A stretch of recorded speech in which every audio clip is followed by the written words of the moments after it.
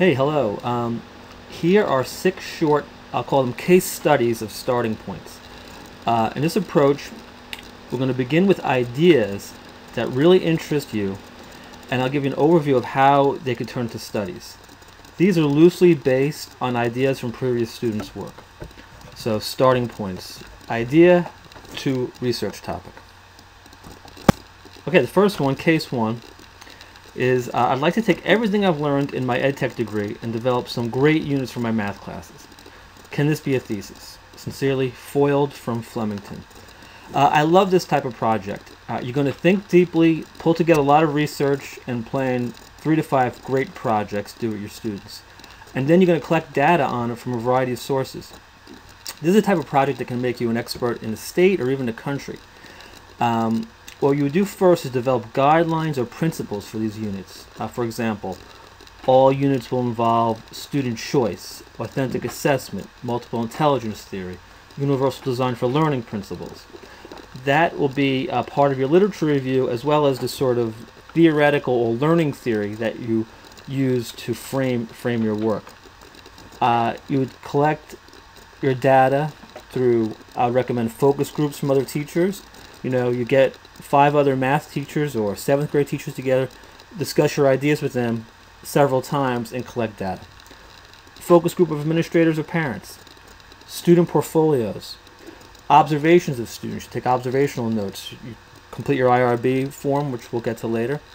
Lesson plans. What you do is you write all your lesson plans, and then you code them. You look for trends or your principles, those guidelines in your lesson plans. Rubrics. A reflective journal, and then interview students about the process. That would be a really good thesis. Okay, case 2. I'm a technology administrator at community college, and we're going to start doing more with mobile technology. I like to know what direction they're going. Sincerely, hand-holding in higher ed. All right, again, your thesis is a great opportunity to tackle a problem like this. You'll help your school and your career, and you'll also complete your MA in EdTech. For this project, you do background research on trends in mobile technology in higher ed, and distributed cognition. That's a learning theory that's useful when looking at mobile and handhelds. There are places where you collect data. Student surveys, looking at how students use mobile and handheld technologies outside of school. Interviews with IT decision makers in higher education. Focus groups of faculty who have an interest in use of handheld technology. And focus group of administrators who have an interest in handheld technology. You take that data, you'd have research questions that you would answer, and then you take that data and answer them, and that's your work. Actually, we've had a student last year, Phyllis Zani, who did a similar project to that, and it was fantastic.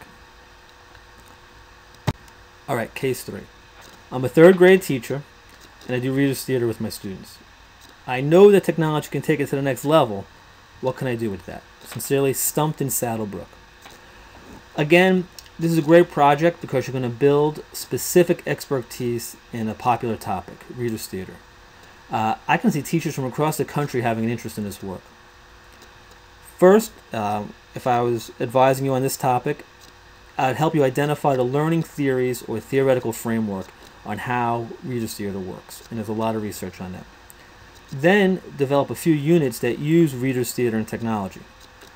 This would be a great project to also have a website or some public work early on as you're doing it to show your thought work.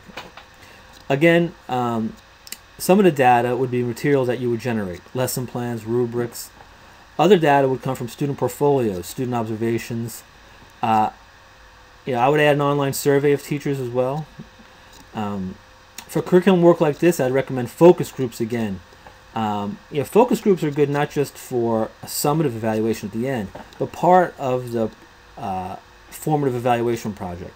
As you come up with ideas, get a group of colleagues whose opinion you trust and get feedback from them. They could be teachers in your school, other teachers who you know. It'll improve your work and will be part of your data collection.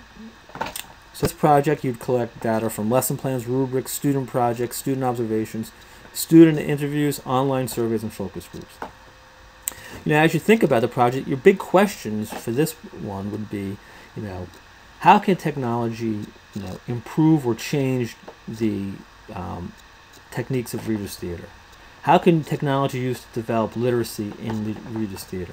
You have research questions like that, really meaningful, helpful things that will help you and for the benefit of mankind. Okay, case 4. This one comes up a lot. I'm an art teacher who wants to know how I should best use technology in my classes. Sincerely, Morris Plains Picasso. This comes up in a lot of fields. Now, how is technology changing the nature of the discipline I teach? We've had students focus on art, social studies, language arts. For this one, there's a field of media ecology that would be a useful lens or learning theory to frame your work. This would be a major investigation in trends in art schools and the art world itself, and how that affects art education. For this one, I'd collect art. I would look at catalogs, websites of art schools and programs from across the country. I would do an analysis of art galleries and shows from major museums. How is art changing vis-a-vis technology? Then I would survey art teachers in K-12 and higher education. And then I would do interviews with educators who are recognized leaders in the use of technology in art education. And all that would be part of your data collection. Okay, case 5. This is one that I hope some of you do. Something like this. I'm a special education teacher and have an idea for a game that could help kids with autism to develop social skills. Can I do something with that? Well, games in education is becoming a really popular topic, just because it's popular outside of schools. There's a lot of work that you could do with this, and if you had, say, a unit or a lesson plan that you think could turn into a game, or a game that you wanted to modify or adapt, this would be a really good project.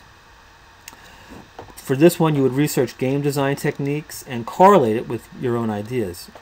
You would develop a prototype and test it with various groups. Professionals who work with students with autism, students without autism.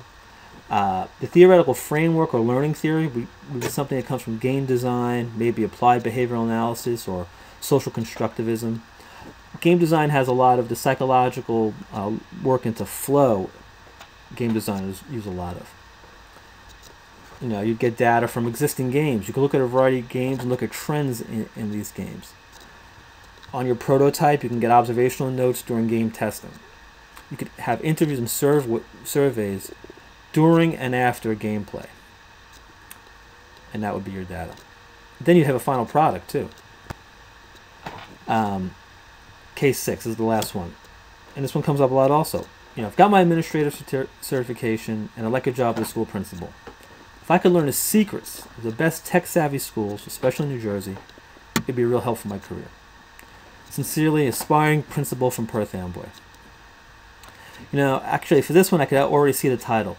Leadership Secrets of Successful Tech-Savvy Schools in New Jersey. That'd be a great presentation, book chapter, or even a book.